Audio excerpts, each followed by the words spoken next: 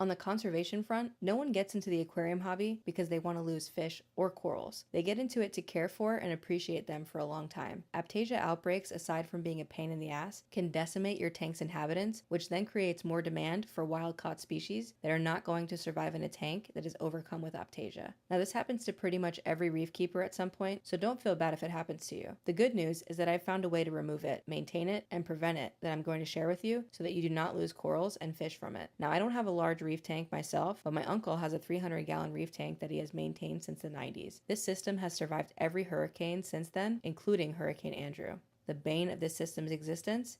Aiptasia outbreaks.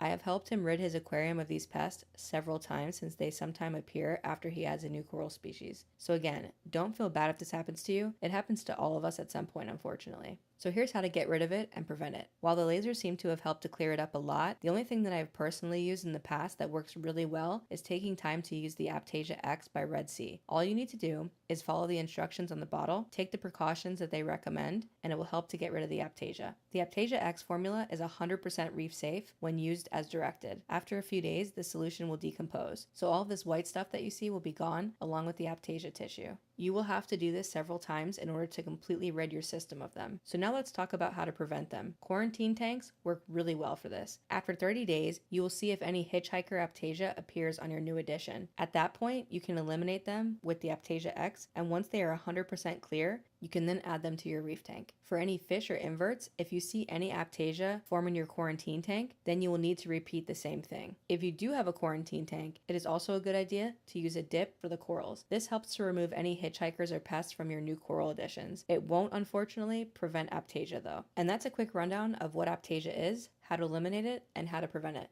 This channel is all about marine life and how to conserve it. So if you want to learn more about corals and see some reef tank tours, I have linked the playlist for those videos below.